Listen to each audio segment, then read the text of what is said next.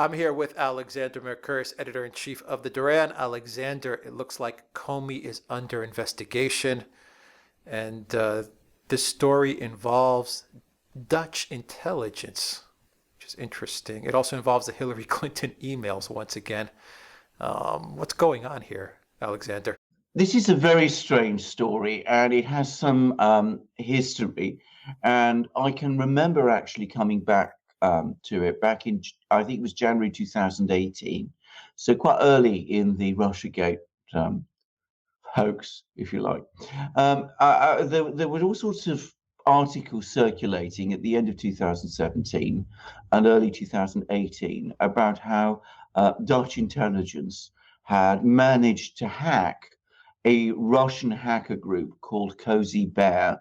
Cozy Bear allegedly was one of the two Russian hacker groups that had hacked the DNC. There was Fancy Bear and there was Cozy Bear. This was Cozy Bear that had been supposedly hacked, and that they'd been actually filmed. The Dutch had actually managed to film these guys, whoever they were, through their own CCTV cameras, going about their business. And it was all a very weird story, and it was difficult to know quite what to make about it, except that one of the interesting things about the story was that when it was reported, it made it fairly clear that these people, whoever they were, Cozy Bear, supposedly, allegedly, were operating from a building that belongs to Moscow State University near the Kremlin, which rather suggested that we were dealing with a student group as opposed to an actual Russian intelligence group, which would explain, by the way, why it was so easy for the Dutch intelligence people to hack them. Anyway, that was the story that as it appeared at the end of 2017, 2018. It then died. And I remembered it because it was so weird, and that we heard absolutely nothing more about it. And then, if you remember, halfway through 2018, Mueller published his famous indictment in which he went after various people who he said were Russian GRU agents who had allegedly hacked the DNC. And that was a completely different group. That was supposed to be a group called Fancy Bear. Cozy Bear, Fancy Bear, all very confusing. And this story about Dutch intelligence having hacked Cozy Bear wasn't referred to anywhere in the Mueller report. I remember, because I remember going through the Mueller report and reading it in huge detail, looking for references to the Cozy Bear Dutch intelligence hack, and there was nowhere there. Now, what we've now learned is that story about Cozy Bear, that the Dutch intelligence having hacked Cozy Bear, that the person who leaked it in some form, apparently in late 2017 or sometime in 2017, was none other than James Comey himself. Now, what's not clear to me is whether he actually provided all this information about this Dutch intelligence hack to the media whilst he was still FBI director, or whether he did it afterwards. But it was clearly a leak of classified intelligence, and it was a very serious breach of the leak rules. And unsurprisingly, he's now being investigated for that leak by the Justice Department. And I think on this one, he could definitely face charges, because it sounds to me like an extraordinarily bad thing that he should have leaked this information. But that still comes back to the mystery of the original story of this Dutch leak. And what it now seems to be coming together from all of this is that when the Dutch leaked this Cozy Bear group, they were able to get some of the emails that these Cozy Bear people had managed to obtain, and amongst them was an email supposedly sent by Wasserman Schultz, this Debbie Wasserman Schultz, who was at that time the president of the DNC. And she sent it to an official called Bernardo, who worked for one of George Soros's entities. I should make it very clear that both she and he deny that this email ever existed, but that this email exchange ever took place.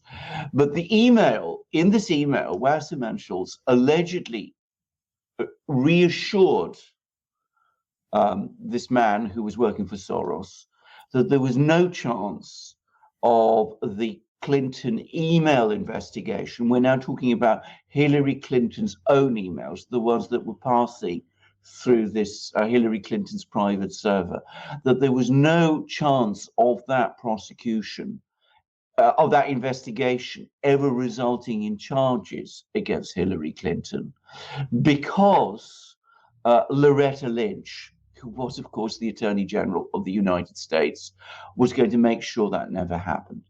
And I would remind our viewers that Loretta Lynch, at some point, we don't know the date of this email, at some point had a meeting with Bill Clinton on a business jet. This has been a very mysterious and strange encounter. We've never had any proper explanation for it.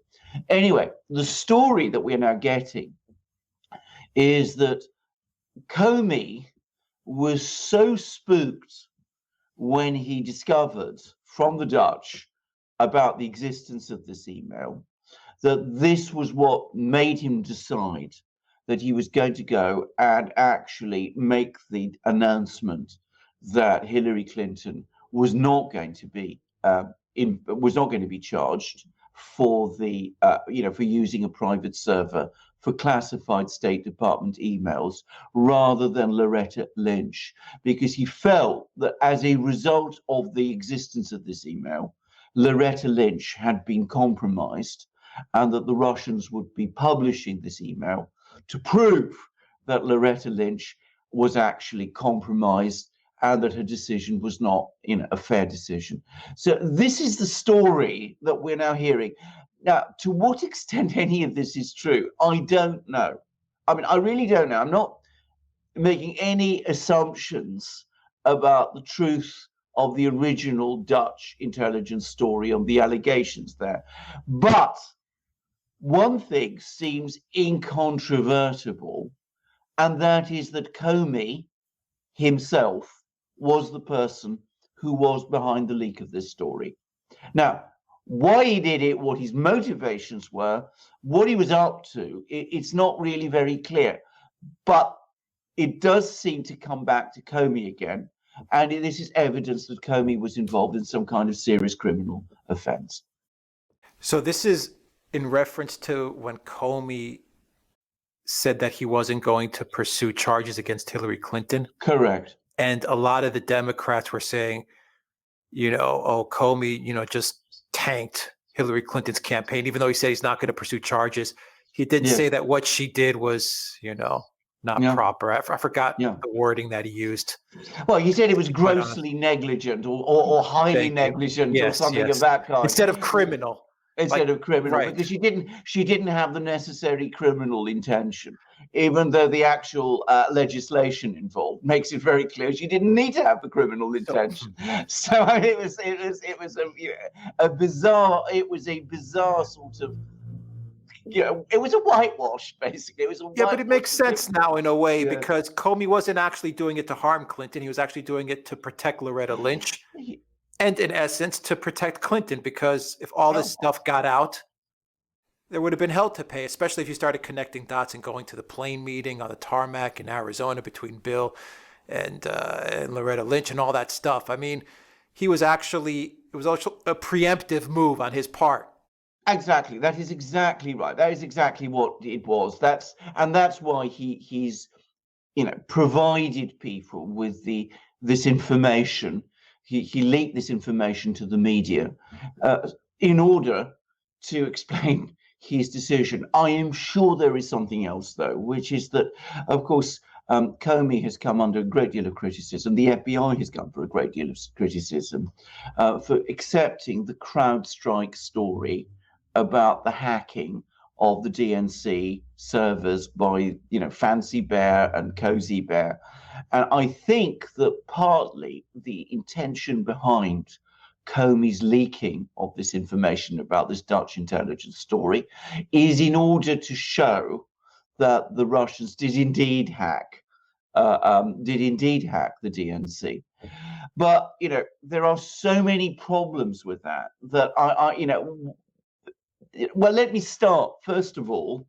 As I said, Mueller doesn't mention any of this in his report.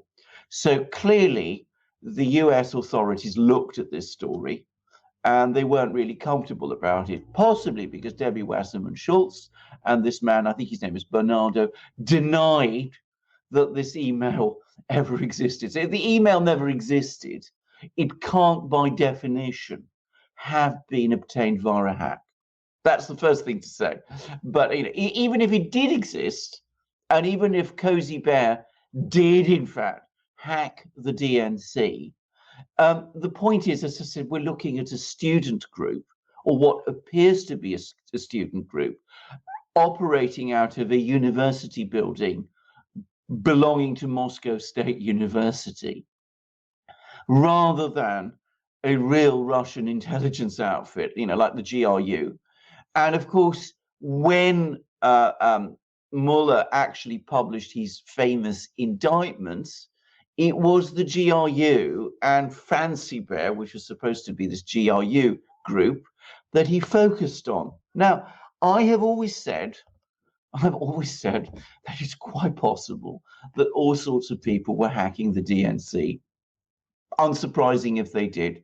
None of that proves that this story that Russian intelligence hacked the DNC and provided the emails to WikiLeaks, which then published them, is true. I mean, though that sort of connection doesn't follow, and importantly, Mueller doesn't make it. So it looks as if this Dutch intelligence story, for whatever reason, was investigated by the US authorities, and it turned out to be a dead end. I suspect it turned out to be a dead end because the group involved was probably not, as I said, it was probably a student group, not connected in any way with the Russian government or with the Russian authorities. But let's focus on the important thing.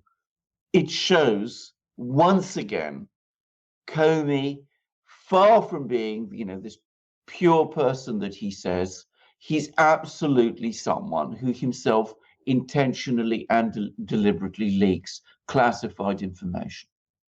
Yeah, no, Comey's a leaker and a schemer, and I think that's obvious at this point. Absolutely. But I think it's a dead end. It's a dead end. On the basis of the DNC hack. Yeah. I mean, we all know. I think it's pretty well accepted that the DNC probably was not a hack. It was downloaded thumb drive, and that's where you have the whole business with SR. I'm not going to say the name, but everyone who's watching this knows what I'm talking about. Of course they do. Now, can I just quickly say? Yes. Can I just quickly say and add and remind our viewers that when you actually go through, we've discussed this in previous videos, you go through the Mueller reports, Mueller himself accepts in that report that there is a high possibility that WikiLeaks received those emails from a courier. In other words, they weren't sent to WikiLeaks via this elaborate system of the Russians hacking the DNC, creating this entity called Guccifer2, and Guccifer2 sending all that information via a link to WikiLeaks. Mueller himself admits in his report, he does it in a very, very, very elliptical way, but he admits that that is only a theory. If it was a courier, that whole theoretical structure of the Russian hack, the Guccifer2 role, all of that just disintegrates. So, let's be very clear. We're talking about a theory a theory of a Russian hack of the DNC, which even Mueller accepts is only a theory. We have discussed this in previous videos. I would invite our viewers, if they want to go back, they can find them in our site. We went into this in huge detail. So let's not get lost in talking about the Russian hack of the DNC. We need to focus on what Comey is up to. It looks to me, as I said, as if Comey leaked this information from a Dutch intelligence, provided by Dutch intelligence, basically to explain why he cleared Hillary Clinton. And that was a completely inappropriate thing for him to do, by the way. And secondly, I think to ginger up the story of the hack, which is only based on the report provided by CrowdStrike. Can I repeat again?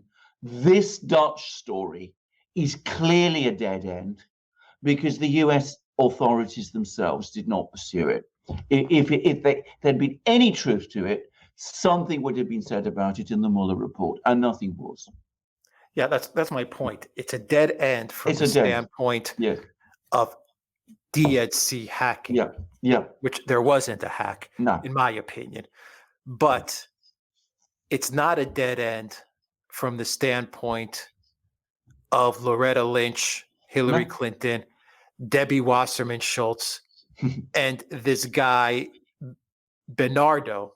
Leonard Bernardo from the George Soros funded group Open Society Foundation. I've got a Fox News article pulled up right here, which is talking about it. There was communication between Debbie Wasserman Schultz and this guy Bernardo, and I quote here from Fox News, claiming a tacit understanding between the Clinton campaign and the Obama Justice Department over the inquiry into whether she intentionally revealed classified information through her use of a private email server, she being Hillary Clinton. Dutch intelligence accessed the document on Russian computers and provided it to the FBI.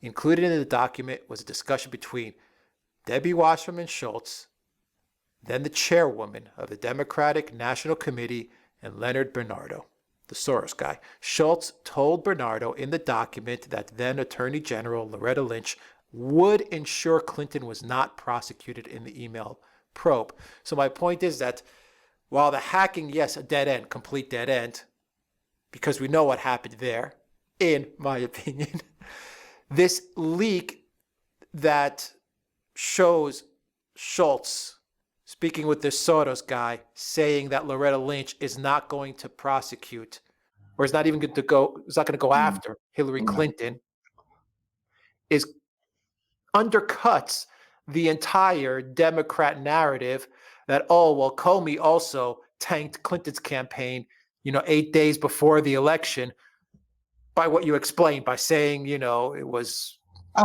not right what he did, what she did, but it wasn't criminal. No, this undercuts, because to me, this is kind of showing that Comey was protecting Loretta Lynch. Yeah, absolutely. Clinton, definitely, without any doubt. Comey protected Loretta Lynch because he was afraid that the Russians had compromising material about her. Whether they did or whether they didn't, I don't know. But that's what he says, or that's what he appears to have said. He thought, and he was protecting Hillary Clinton also because he went out and gave a press conference in which he vindicated her. So he was actually protecting both of these people, even though he had evidence, which he clearly had evidence, which he clearly thought at the time had some, substance, because he's clearly concerned about it, that in fact there were bad things going on, and that's the story. I mean, it's a very weird thing. And it's very interesting how it's coming out piece by piece. As I said, we had that first leak back in late 2017, which didn't really actually explain very much. It was very weird. I remember trying to make sense of it at the time and not being able to, because it really didn't Don't you want to see that conversation, that email between Debbie Washington and the Soros guy? Well, we have to call it at the moment an alleged conversation. Still, but don't you want to see that document? I would love to see it. I would love to see it. And note that back in late 2017, the media at that time, who had been provided all this information by Comey, didn't reveal it. I mean, they didn't reveal that this alleged conversation had been found on a Russian computer, allegedly. So, one can already see all kinds of little agendas being pursued. On the one hand, they want to build up the case about the Russian hack. So here we have a story about Dutch intelligence discovering the Russians carrying out their hacks, they're catching them red-handed. As we said, and let me repeat again, that part of the story, that's clearly a dead end because it was dropped. It didn't go anywhere. That's clear about this. But there was that agenda back in 2017, and then there was clearly the agenda by Bill Clinton. By James Comey, to try to protect Loretta Lynch and Hillary Clinton, and dare I say it, the Democrats, by closing down the Hillary Clinton email investigation, despite the fact that he clearly was in possession of at least one email which clearly concerned him. This alleged email between Debbie Wasserman Schultz and Leonard Bernardo. Now, so it doesn't look very good. And it's very interesting, by the way, that this information wasn't provided to Michael Horowitz, the Inspector General of the FBI, because when I went through his report on James Comey's mishandling of the Clinton email investigation, this isn't mentioned there either. So the only conclusion I can draw from that, because Horowitz is extremely careful to discuss every aspect of everything, is that Comey didn't reveal this information to him. He didn't reveal to Horowitz about all of this. And of course, he certainly didn't tell Horowitz about the fact that he'd been circulating this material to the media. So again, and this is the key point about this story, it puts James Comey in a very bad light. It shows him breaking the law because he's circulating this material, which is classified. And it also shows him protecting, as he thought, Loretta Lynch and Hillary Clinton, and closing down an investigation in order to protect them. Wasn't Julian Assange on Dutch TV as well? I believe the channel was called NTV, where he actually mentioned how he got that information on the server via a person on the inside. He never mentioned the name. Or he said someone was actually threatened, or someone's life was threatened, or someone actually could be threatened or could be murdered. He mentioned something like that. I'll go back and look at that video, and I'm sure all the viewers will remind us of that video as well, where he was on Dutch TV. I'm sure you're right. I don't remember it myself, but I am sure you're right. It was Dutch TV. It was a Dutch TV channel as well. It's interesting.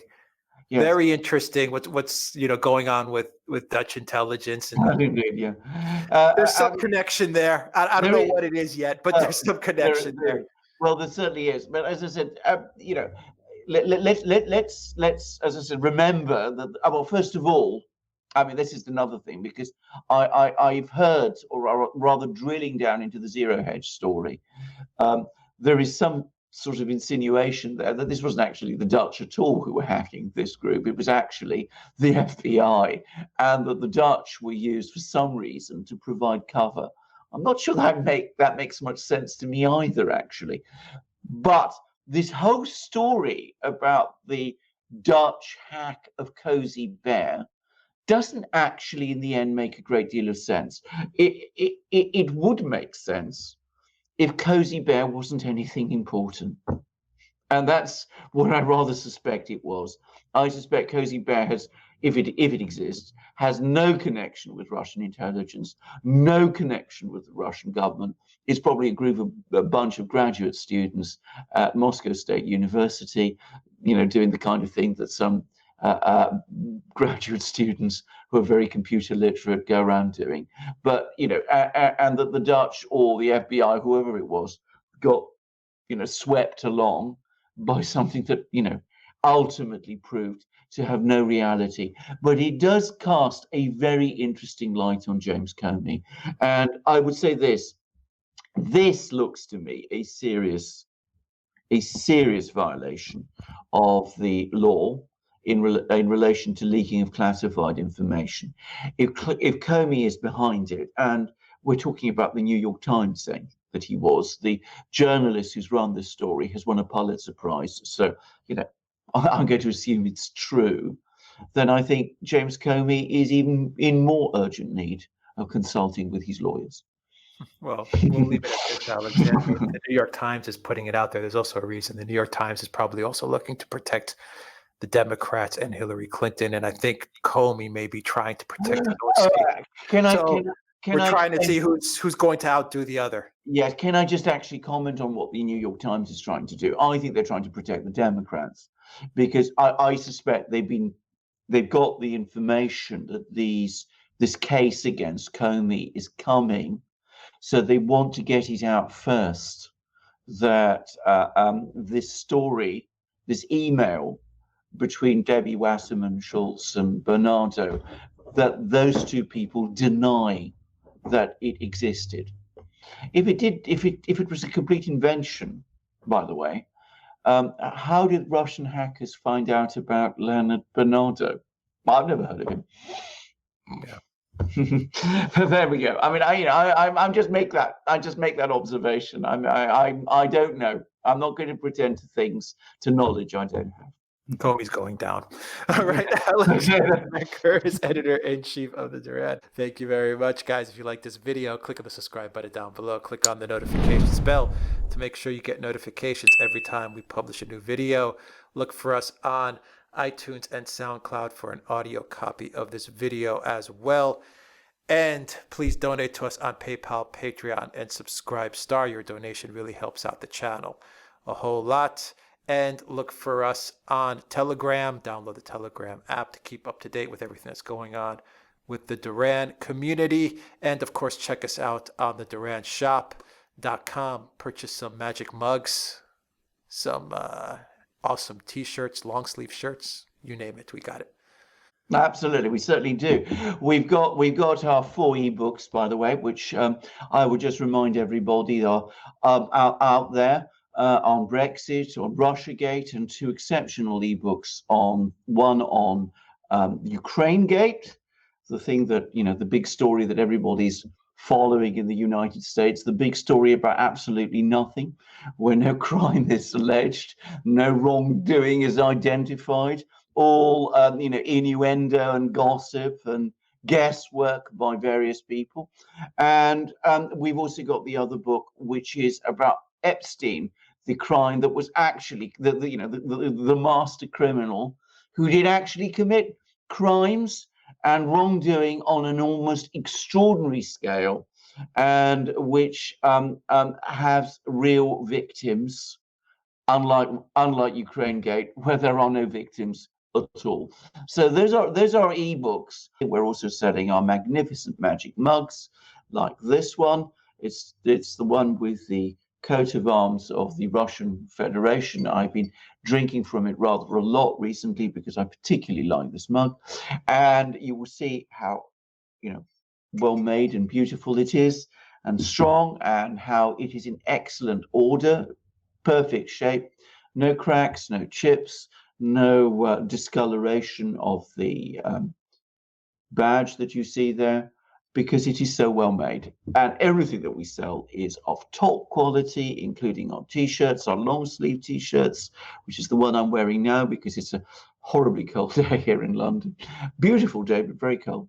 And also we've got short sleeve shirts, we've got V-neck shirts, we've got really handsome and amazing polo neck shirts, which are the epitome of smart casual. I worn them to very, very smart occasions. And you can also find hats and hoodies and stickers and other great things. They're all there in our shop. You can go to our shop. Alex will tell you how to do it. Just go to the duranshop.com. You'll find links for everything down in the description box below. Alexander Mercouris, Editor-in-Chief of the Duran, thank you very much. Until next time, everybody, take care.